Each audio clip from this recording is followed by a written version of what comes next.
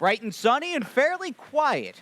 All is quiet outside from the clubhouse turn on this Thursday, August the 6th, if you can believe it, 2020. We're obviously fast and firm here at GP with the sun shining, a block of birds there, or a flock of birds, that is, in the background. The animal kingdom here at Gulfstream Park. But all kidding aside, folks, we are off and running as some last-minute preparations are being undertaken over this main track, again, run by Tony Martinez and his crew. But we're back at it this afternoon. Jason Blewett, happy to have your company from our third-floor clubhouse studios. And just like that, 3 consecutive non-racing days are in the books, and we're back at it, kicking off a new week here, Thursday through Sunday. Now, already the first week of August comes to an end, and we've got business to take care of as we bring in Ron Nicoletti. We've got 10 races today, Ronnie. A, it's also good to see you, and B, we've got 10 races. Let me get the greeting out of the way.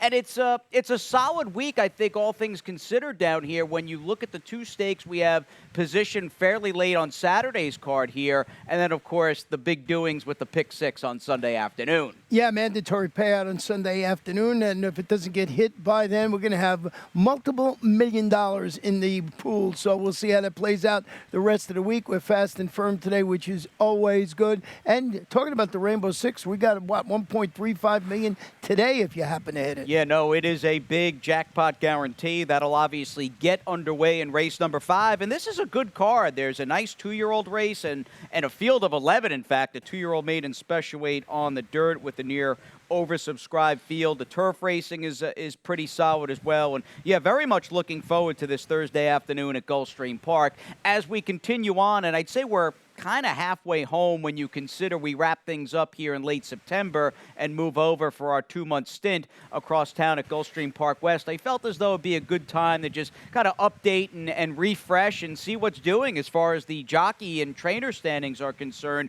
moving into a new week here.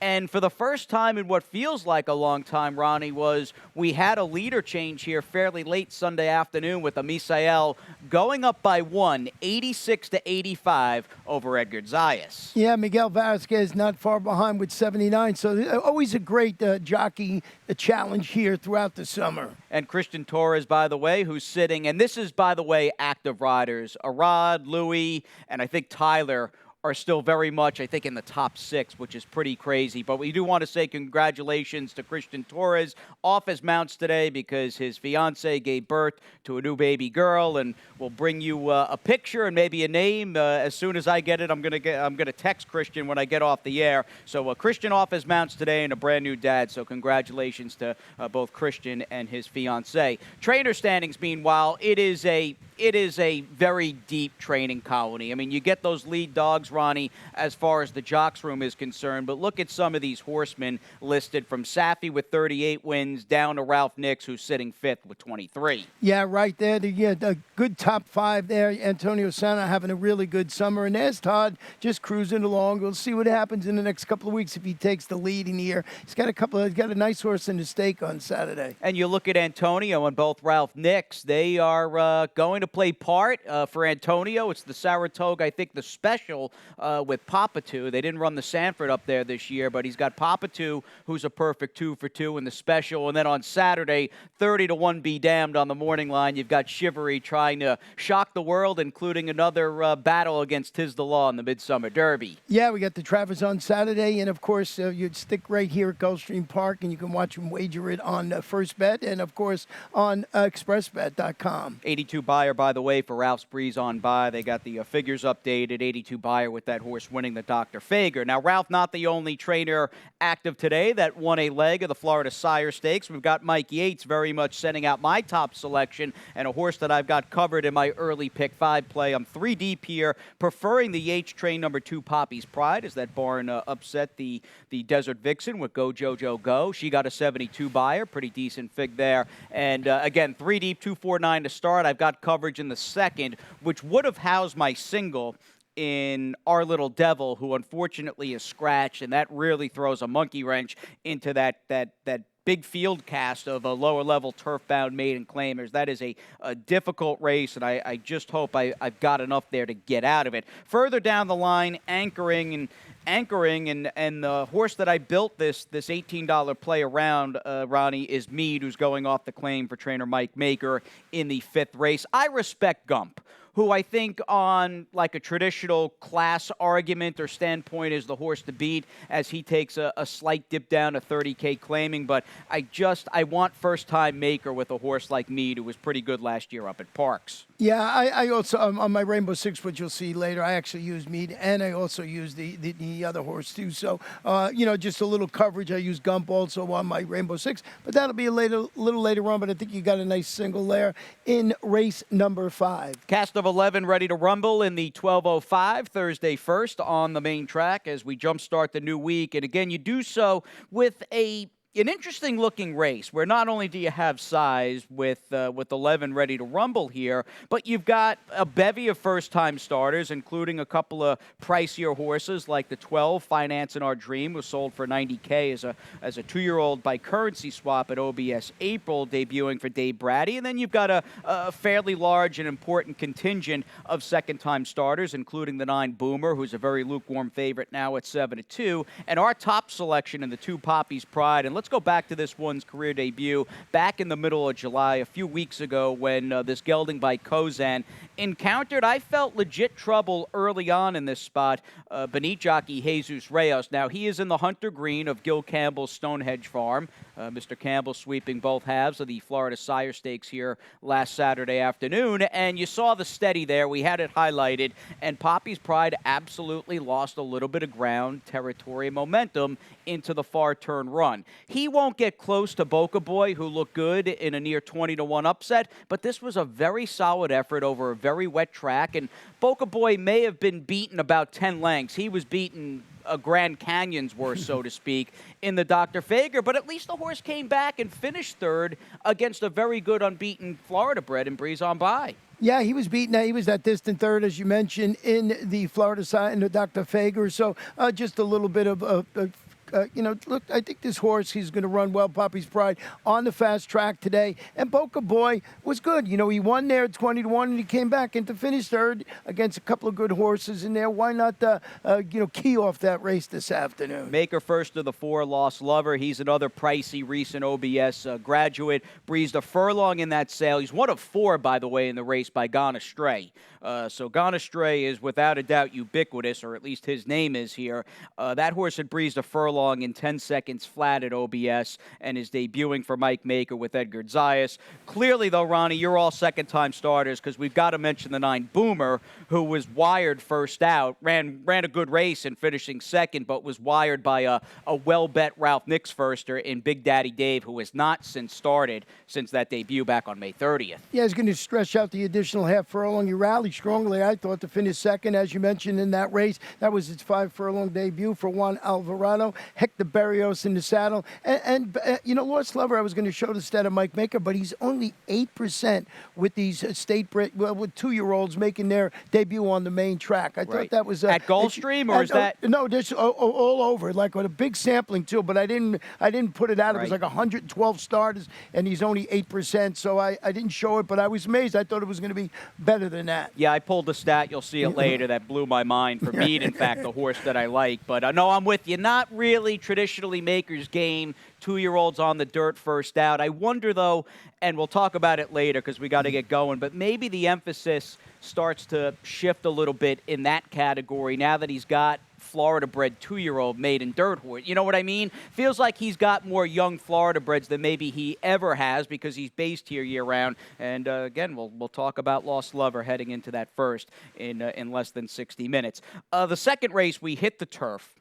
And as I was saying with my early pick 5, even in a 12-5 maiden claimer, I would have stood alone and been comfortable doing so, singling the number 9, Our Little Devil, who was going to be 4-5, 3-5, had she started. But again, a moot point with her scratched, and you and I, for better or for worse, scratching in the 4 Cultivation, who probably has the best overall turf for him, yet this filly by Soldat, winless in 9 starts on the grass. Yeah, there's some okay turf sprints on the go back. Moves to the Kathy Mungeon barn today. She had a win the other day and showing speed, weakening in a pair of 1 mile races. 12 Sophia, Flying Sophia, give the turf a try, had some speed. Just betting on a kitten. That race in May for betting on the kitten, if she can recreate that, she could win in this spot. Yeah, no, she's got a big chance here. Her turf form has been wildly erratic and inconsistent, but that May 8th race, if she runs a 52 figure here, they're probably not going to know which way she ran unless somebody really steps up and takes to the turf. We'll stay on the grass and we'll stay short moving on to race number 3. I see a plethora of early speed types in this race, and I think that is, in and of itself, the biggest bullet point as far as a likely very glib pace and how will that affect some big players on paper, mainly, of course, Sugar Bolt. And I'm hoping, even though Sugar Bolt, I might view her as maybe the most talented when she does bring her A game, which has been up for debate over her last couple, I'm thinking this could be a just perfect setup situation for the 9. I'm praying for that, who's in off a recent maiden victory and got a good ride as we backtrack to her last out victory for trainer Carlos David. We all know she was a massive favorite here and more or less just chased inside, sat in the pocket, and she will eventually get through on the rail when that gray horse drifted out ever so slightly in Cookie Cove. And you'll eventually see, I'm praying for that, muscle her way and fight her way up the inside, and she'll kick clear. I like the fact that she can sit a little bit, Ronnie. Not only did she run well for Carlos David off the claim, beating an easier field, I see a ton of speed types in this race and thought she'd just pull the right kind of trip. Well, the reason I went with the 10 Sugar Bolt, I'll tell you why. Second at this level, a couple of starts back, gets the blinkers added today after dueling for lead and weakening to finish 4th. That was against those state-bred optional claimers at this same distance. So I looked up a stat on David Forks. First-time blinkers, sprints on the turf. He's 6 for 31, 19%, 42% in the money, 396 as the return of investment. So I'm thinking this, to me, on paper, was the best horse. Maybe with the blinkers, they could throttle it down a little bit. Doesn't have to go all the way to lead. I'm praying for that as the obvious choice in here, I thought, for Carlos Davis, and I used the 4 Gottlieb, who's returning from the layup and stepping up to competition. Couple of nice races. It was against those $10,000 types for Steve Coseras, who does an excellent job with these turf sprinters. Elaborate really fast on that stat, though, because I can also play devil's advocate and say, is it a little bit of a panic mode setting in with Sugar Bolt, who was not as fast as she has been in the past when she didn't make the lead last time out, and is Dave just trying to do something to wake her up? Well, when he does that, with the stat being 20% thereabouts and in the money and a positive return of investments, it seems to work for him. So that was my thought process. And if I'm going to err on the side, I'm always going to go with speed on this turf course. It's going to be interesting to see how it plays with a little bit of rain we have over the dark days. So we'll see how it plays. Sugar Bolt, I mean, I'm praying for that. I think these are the logical too. So that was my thought process. Always like horses with speed, getting blinkers after going out on the lead. And I'd like, actually, speaking of speed, I'd love, as we turn the page and move on to Thursday's 4th, and just a race out, by the way, from the opening round of that 7-figure jackpot Rainbow Six guarantee, I'd love to see Quake just not only be stronger and fitter, but I'd like to see just an overall slightly less taxing trip for this second-time starter this afternoon for Juan Alvarado and Arundel. This was a race I went back and watched, and I'm glad I did, because on paper, I just don't think you get the same effect in looking at the running line of Quake. And I'm not saying this horse had the worst trip in the world, but not an easy road to hoe when you're chasing 4 to 5 wide out there in no man's land, running as fast as you can to keep your position while losing all that ground. And truth be told, yeah, this colt got a little tired and didn't finish up all that great, but the ground loss, I thought, was significant in this spot, where just looking at a traditional second-time starter who, again, in your mind, you'd like to say might be a little fitter, a little tighter, a little more foundation, combining that notion with this impossible chasing 4 to 5 wide trip, I thought he was a nice, neat package here, second time out this afternoon with Hector Berrios. Yeah, they're going to put the blinkers on him this afternoon, and he's dropping today to this level we're talking about, 25,000. down to 20. That was against that was his $40,000 debut. Juan Alvarado, Hector Berrios in the saddle, but I did go with 6 full send, on top of my ticket. Dropping to this level today after following that second place finish. That was against 50 maidens. Coming back, has trouble in its last race. Has some trouble at the start. Gets in a little bit of trouble at the half-mile pole. 7th against state-bred special weight runners going 5.5 furlongs. And that was also on a sealed, sloppy track. I like the fast track today. I like the drop.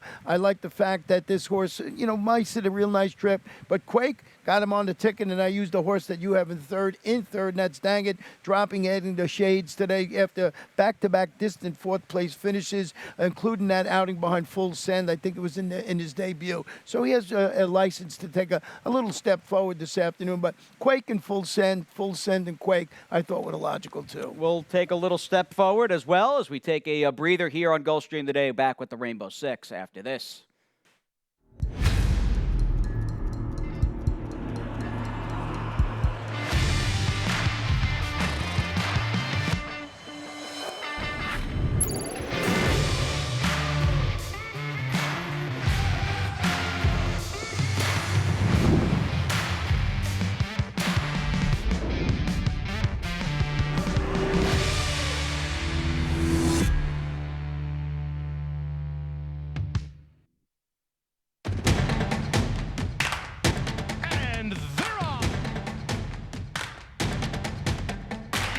In the 2-path. Round off her inside. Race.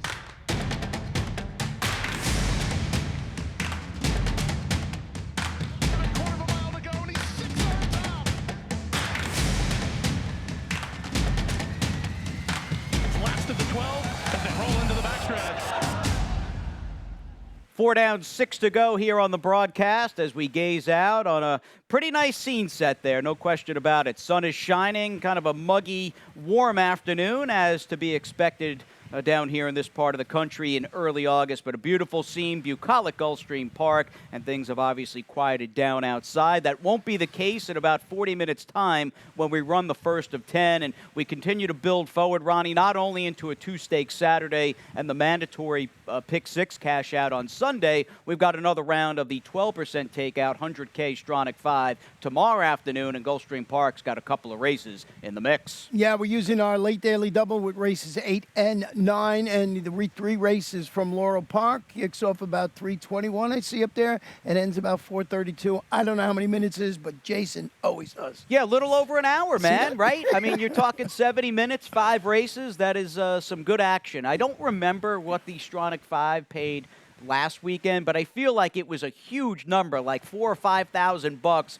when the biggest winner may have been, Ronnie, about $10. So yeah. What does Pete always say? Yeah, he's got it as Overlay City. So, and he's right. I mean, last week, so I think the biggest price, like you said, was either $10.20 or $12.40 or something like that. Yeah, so. and I think it was a horse you had liked a little bit that won here at Gulfstream Park. So again, that's coming your way tomorrow afternoon on that Friday, August the 7th, a day out, I guess you could call it, Travers Eve here in South Florida, as we root for our Florida Derby winner. Tiz the Law is going to be a big favorite in the Midsummer Derby. This is a Tiz the Law worthy type guarantee this afternoon. I mean, you're talking a lot of scratch, $1.35 million, kind of a primetime guarantee today, if you will. And what's this Rainbow Six ticket of yours looking like, Ronnie? $43.20 today, and I did use Mead in here in Gump, and then I saw the stat you sent me, and I said, oh, wait a minute, so I'm glad I put Gump on my ticket, too. So, and I'm also using South Sea in here. I like to use 3 in the opening leg, don't want to get knocked out. And the Get Gelding South Sea is going to be playing Catch Me If You Can.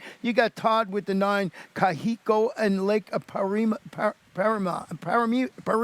And I've always had a tough time with that horse. 2 deep in race 6. Race 7, I went 3 deep with 5 of Hearts, September 10, and Rack Gin.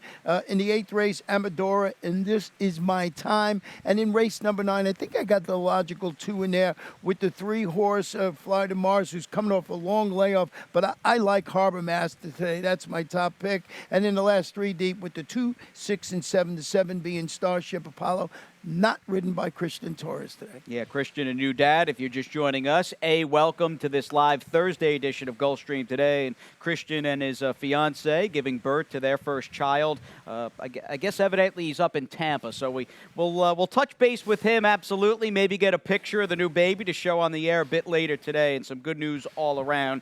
We certainly miss Christian, but you do have the other upper echelon guys. I mean, even looking at this opening leg, Miguel Vasquez is in the mix, riding for Mike Yates on the number 3 reserve not attained. You've also got Angel Arroyo, who's picked up, I think, some awareness and some traction since arriving here from Parks a few weeks ago. He's on a lot of live horses for some pretty big barns here over the next few days, and maybe none bigger this time of the year than a Mike Maker. And Mike's got the 6 meet, and I like this horse moving first time to Maker off 2 very respectable recent races. I don't want to sound too cavalier because I'm very bullish on Meade this afternoon, but I also feel like I wouldn't be doing my job entirely if I didn't pull this stat. And I am the biggest Mike Maker fan on the planet. I mean, I think the guy's great, and I've been saying for a long time, top 3 turf trainer on a domestic scale in my eyes. Yet this stat blew my mind. These first off the claim numbers on the Gulfstream dirt, you're looking at a barn that somewhat amazingly is only 3 for 41. So, depending upon your stance, that might be a cautionary stat, but I am very much firm in the camp of the 6 Meade, knowing full well, though, as I said to you at the top with my early pick 5, got to respect the number 4 Gump, who from a traditional, just overall class standpoint, he's just the horse to beat as he gets away from tougher. Yeah, Meade last time, they're turning back to the 6.5 furlongs, a previous winner at the distance. Had some trouble behind Hard Knock and our Mercedes boy going that 1-turn mile last time out. But Gump is stretching out to his best distance, 3 races with those 2 wins, getting the blinkers back this afternoon after tracking the pace and finishing 3rd against those 25 optional claimers going 6th. That was out the blinkers. They were trying something last time out. So Gump getting the shades back on today. I think he's going to run well. Meade, when I saw the stat, I said, whoa, I couldn't believe that stat. Like when I was talking about the first race with Mike with his 2-year-olds out, he's so good. I'm sure he's going to change that stat around with the 2-year-olds, but maybe just doesn't do that well on the dirt or doesn't have that many great dirt horses in here. And then South Sea, who's stretching out the additional half furlong, finished 2nd, going 3/4 of a mile. Look at his past performance. Looks like he's going to be playing Catch Me If You Can. Once again, going to be interesting to see how the track, both main and turf, play this afternoon after a couple of days off. Yeah, absolutely. 35 minutes, by the way, out from that Thursday opener and a cast of 11. That is a good-looking cast of Florida-bred 2-year-old maiden special weight runners at a wide-open board with Boomer still sitting at a very lukewarm 7-2. A bit later on today at around 2:35, 2:40, we'll put them in the gate for race number 6, and we'll chase that late pick 5 with a 6th-race field of $25,000 to $20,000 maiden claimers that off the bat sees me standing alone with Todd and Edgar Zayas on the 9 Kahiko. It's probably going to be bet like a 2-horse race with the 6 Lake Parima in the second choice slot there for Ken Sweezy, but I like Kahiko in for the $25,000. The last race today, Ronnie, confused me. That was a race that honestly I felt I could come on the air and say there might, because some of those horses are pretty inconsistent, but can also be quite consistent and good, as silly as that sounds. There might be a length or a length and a quarter separating half that field. The question to me becomes who shows up today with a good effort.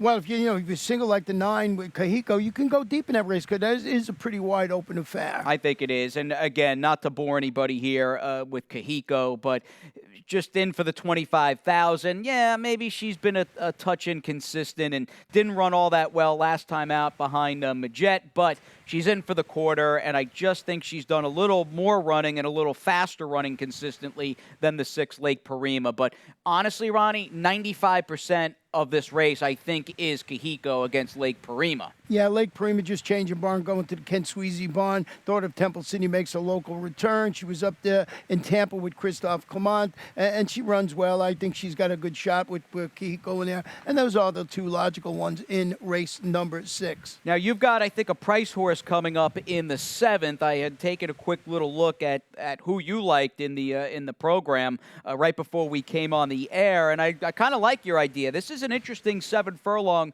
2-lifetime, $25,000 claimer on the dirt, and I felt as though as a whole this was a race that just had a lot of question marks, and I would imagine that probably has something to do with you taking a shot with the 2-5 of hearts, who's in off the layoff, who hasn't started since right around Pegasus time. Yeah, now when the Mark Paisley, Buddy Gelding gets his first start since following. He had an unbelievable 9-plus maiden victory. Comes back, he stalks, he fades against 50 claimers. Now, that was during January. That was while in the Jorge Navarro barn. We'll see how this horse comes running back. Looking for a little bit of a price in here. I just thought I'd take a shot, add it to my ticket. I actually, was going to put the 3 you have at third, September 10 on top of my ticket, but I did go with 5 of hearts. What's the stat you pulled with Crichton here, Rohan Crichton, who's got the 3 September 10?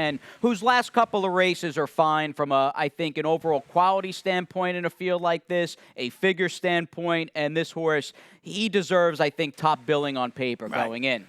Well, Route to Sprint claimers on the dirt. This horse changing, distances, Route to Sprint. Rohan is 8 for 28, 29%, 50% in the money, and a $5.83 return on investment. So looks like he does pretty good with this move. And like I said, I was looking for a shot with 5 of hearts, but on paper, I thought when I handicapped the race, was September 10 was the one to be. I want the speed. I'm one more chance here to the 9 Granger County, who was pretty good in context to who he is and who he was in against. His first start was a good effort. I know Victory Town was a big favorite, and he turned him back, and that horse has been a bit of a money burner for sure and a professional maiden. But that was a legit figure in a speedy, gritty effort. He just didn't like a mile 2 back against Roman Empire and No Getting Over Me. And I'm going into this a combination of maybe the wet track last time out and just not getting the trip that he prefers. I think he's probably just a better horse, a more comfortable horse when he can have his hooves rattling on the lead or just off of it. And I like him here, turning things around in for the $25,000. Either he makes the lead or he tracks your horse, 5 of hearts, in that first over spot early on in the backstretch run. 8th race has a lot going on. I think from a sheer number standpoint, maybe the most important pre-race bullet is that rematch, and a rematch that features, I think, 3 or 4 of these fillies from the 10th race here on July the 12th. It was a fairly eventful race, and we're going to take a couple of different looks at the start where you've got Bimini, Assume Control, and Time the Two-Step, who basically dwelled from the rail. Assume Control broke into her left, and the one that I thought took the worst of it happened to be the 4 Bimini as we slow it up. She's got the green cap, and she was pinballed back, sandwiched, squeezed out, and all things considered with that tough misfortune, she was able to get back in front of Assume Control, and she'll chase Eris Indy, who was quite good on an uncontested lead for Terry Pompey. If I want somebody out of this race, Ronnie, it is the number 4, or at least in this race, it's the number 4 Bimini. Today, she's the number 1. Just thought she ran a solid race. And at least, although she didn't win, she proved this level, given her current form, which has been pretty sharp, shouldn't be a crazy huge hurdle. You know what I mean? Because she had been like a lower level claimer, and I remember thinking, is she this level going into that last start? And she ran pretty well despite being mugged at the break. Yeah, that was great seeing that replay. You get to see how it was. I backed off a little bit. And so you don't like that race, actually. No, that's the vibe I get. You don't want anybody out of that race. I went with Amador, who's going back to the main track after setting the pace and finishing third against this level of competition. That was going 2-turn mile on the turf. It's one of my angles that I like. Kent Sweezy, Angel Arroyo, talking about Angel getting some good mounts, handling the surface wedge. Just went with the old turf to dirt move for me. And the horse that you have on top, Time, this is my time, stretching out to the mile today. I like her stretching out to the mile. Again, I'm not totally sold. I guess I like that Bimini field a little more than Ronnie does. But I respect the new faces here. Your horse, the 2 Amadora, and especially the 8, This Is My Time, who was able to improve second time out for KO here in late May. And watching her last start, she just kind of not went through the motions, but she looked very one-paced to me and struck me as a horse bicarpe diem who would appreciate just a longer race where she can just kind of do that one-pace grind style of hers, but would just, again, have a little more real estate to play with. I'm going to try this as my time. I really think she's going to like stretching out off those 6 furlong races. To the turf we go, solid feature coming up, and an odd, atypical-looking horse in the 3 Fly to Mars, and I think he is a worthy starting point. This Calbred, who clearly back in the middle to late 2018 out in Southern Cali was a graded stakes quality miler. I get the relevance is up for debate as far as this race that we're showing, but it was such a good effort and a crazy photo finish that I still, even though this race is almost 2 years old, I can't believe Fly to Mars didn't win this race. And, Ronnie, you can see for yourself just how close it was. But I think the reason I pulled it is not only because it was a big effort in a Grade 2 race. You know, the question becomes, what do you do with a horse who has not run in almost, 22 months, who's now being offered a Calbred for a claiming tag this afternoon, coming back and making his debut here on the East Coast with trainer Mark Casse? Well, the horse is training well. He's got the 6-year-old training forwardly, so maybe he gets it back. He's not putting him in some spot like a stakes race. He may run well in here. I didn't know what to do with him, and that's why I did go with Harbor Master on top of my ticket, who does his best running in the latter stages of the race. I saw a lot of speed in this race. He was second in the Mecchi Stakes last time out. He's got Luca Panici in the saddle, and for me, it was all about the trip in here. I just thought this horse would sit behind the speed today. Well, he's been really good, right? Yeah. I mean, he's really been sharp for Patrick. Yeah, absolutely. And Fly to Mars, you would think his best chance is going to be to do what he does, go to the lead and try and get a triple-digit speed figure. I don't think he's going to do that, so I saw a lot of speed and went with the horse I thought would close best. Yeah, maybe the pace is a slightly different ball game now to an extent with the early scratch of the 7 Al Mashriq, but I hear you. I don't fully trust the number 3 horse Fly to Mars either. I just sent assistant Nick Tomlinson, who's been with the horse up at Palm Meadows, a text, and he said he's trained pretty well and they're expecting a good effort out of him, but are still kind of cautiously optimistic as to how he might run off the bench. So you've got Patrick's horse as a live closer, the 9 Harbor Master, and the horse you've got third, I prefer, the number 6 Tis a Runner. You talk about pace. He got none of it last time out where Sailing Solo was able to just essentially walk the dog through very, very sluggish fractions on the turf course here. Yeah, I won the Sailing Solo, won with the horse I was just second in the Mecchi Stakes. So Carlos David does an excellent job. Sammy Camacho in the saddle. Crazy tough 10th race. This is a very difficult 6250 claimer. You've got a lot of horses in here that for the most part run pretty consistently. Looking at the likes of the 2, Karen's Cove, who'd you take on top? Starship Apollo, whose form has been a little iffy as a whole, but he's back for the 6250. What do you do with a horse like the 8 Follow His Footsteps, who had been so good prior to his last start? So this is a race I'm going to try to just shake things up a little bit, going with the 1 Tip Sheet, who's down inside. I'm just going into this thinking that for a lower level dated claimer, as was the case last time out, maybe it was just one of those days. He misfired. He just didn't feel like running. His races 2 and 3 back were both pretty solid. I'm going to put him over the old class horse Starship Apollo again, who's probably the horse to beat over his body of work. His form concerns me a little bit, Ronnie, just because he's been a little bit wishy-washy. Well, he's changing barns, going to the Oscar Gonzalez barn and stretches out to 6.5. That was a good race last time out, produced a trio of next out winners. And we'll see. I didn't get the jockey change. We'll see you'll be riding that horse later on. Yeah, Christian Torres again off his mounts this afternoon, but you want the rider changes, you'll get them in just a few moments. We'll take a little breather here on the broadcast up to Pete Aiello for those Thursday scratches and changes.